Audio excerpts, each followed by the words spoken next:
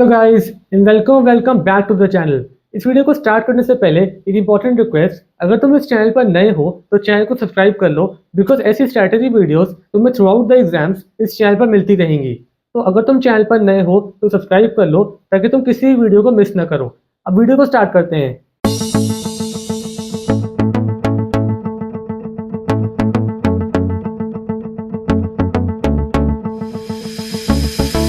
इस वीडियो में हम बात करेंगे कुछ ऐसी टिप्स की जो कि आपको हेल्प करेंगी इंग्लिश लिटरेचर में एक अच्छा स्कोर लाने में।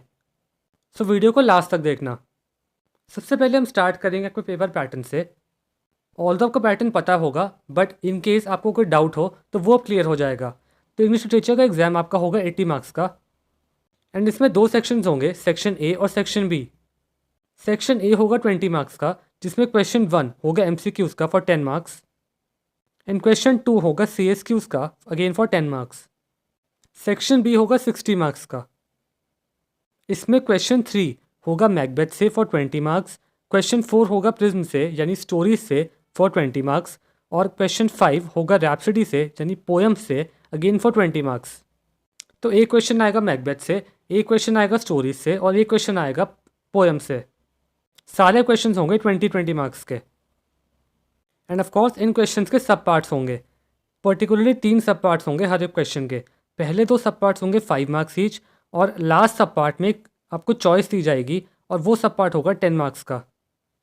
और एक और चीज़, ये जो सब पार्ट्स होंगे पर्टिकुलरली प्रिज्म और रैप्सडी के लिए, फॉर एग्जांपल प्रिज्म में जो 3 सब पार्ट्स होंगे इस क्वेश्चन के, क्वेश्चन 4 के, ये तीनों सब पार्ट्स अलग अलग स्टोरीज से होंगे।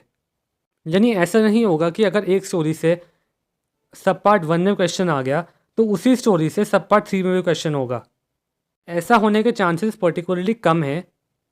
जनरली सारे क्वेश्चंस, सारे सब क्वेश्चंस इस क्वेश्चन में अलग अलग स्टोरीज से होंगे और सेम अप्लाई होगा पोएम से। सारे सब पार्ट्स क्वेश्चन 5 के अलग अलग पोएम से होंगे। तो ये चीज़ सबको पता होनी चाहिए। सो आई होप अब आपको अपना पैटर्न पूरी तरह से क्लियर होगा। अब हम बात करते हैं एक इंपॉर्टेंट चीज़ की, वो है टाइम मैनेजमेंट।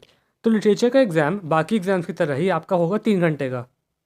सबसे पहले आप स्टार्ट कर सकते हो MCQ से और MCQ पे मैक्सिमम आप स्पेंड कर सकते हो 15 मिनट। देन CSQs में आप आधा घंटा लगा सकते हो, ऑल्दो आपको इतना टाइम लगेगा नहीं। ये मैंने सिर्फ मैक्सिमम टाइम लिखा है जो आप दे सकते हो।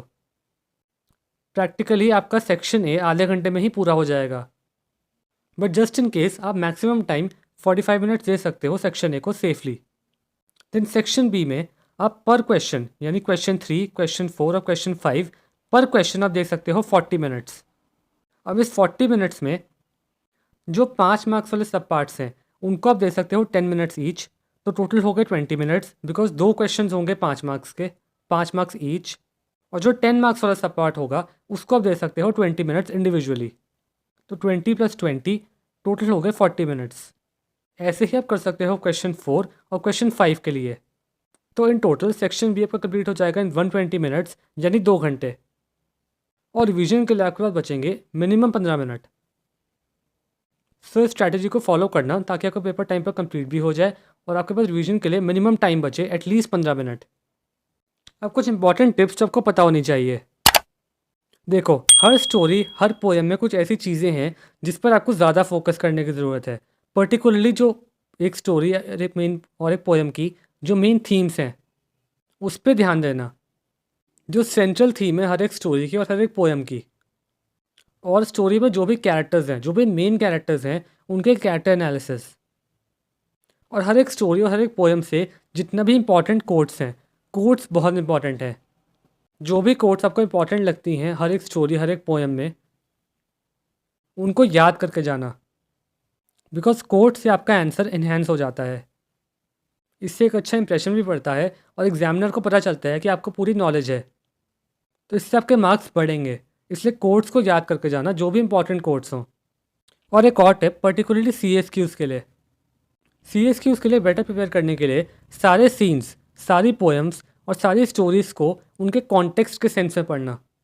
यदि जब भी आप कोई स्टोरी, कोई पोएम पढ़ रहे हो तो इस वर्ड पे बहुत ध्यान देना, बिकॉज। आपको हर एक लाइन को बिकॉज के सेंस में पढ़ना है कि अगर कोई पर्टिकुलर इवेंट हो रहा है किसी स्टोरी में, किसी पोएम में या किसी सीन में, तो उसकी वजह क्या है।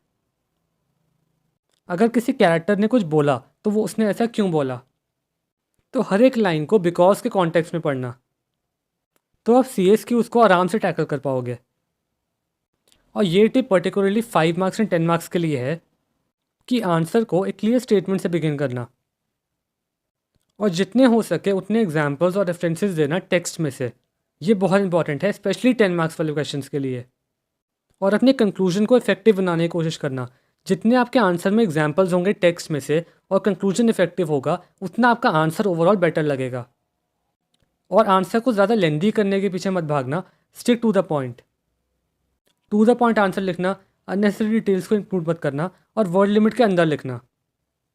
बहुत ज़्यादा लेंदी मत करना, वर्ड लिमिट के हिसाब से लिखना। वर्ड लिमिट यहाँ पर भी इंपॉर्टेंट है।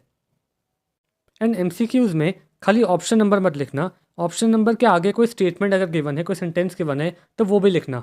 इसका एडवांटेज ये होता है कि अगर आपने गलती से ऑप्शन नंबर गलत लिख दिया हो तो एग्जामिनर ये समझ जाता है कि आपने ऑप्शन नंबर गलती से गलत लिखा होगा, अगर उसके आगे का स्टेटमेंट सही है।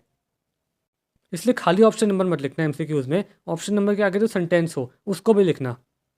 एंड फाइनल टिप, एग्ज़ाम देने जाने से पहले कोशिश करना कि आप मिनिमम 5 सैम्पल पेपर करके जाओ। मैं मिनिमम 5 कह रहा हूँ, मैक्सिमम आप जितने कर सकते हो उतना अच्छा है, लेकिन मिनिमम 5 पेपर तो करके ही जाना।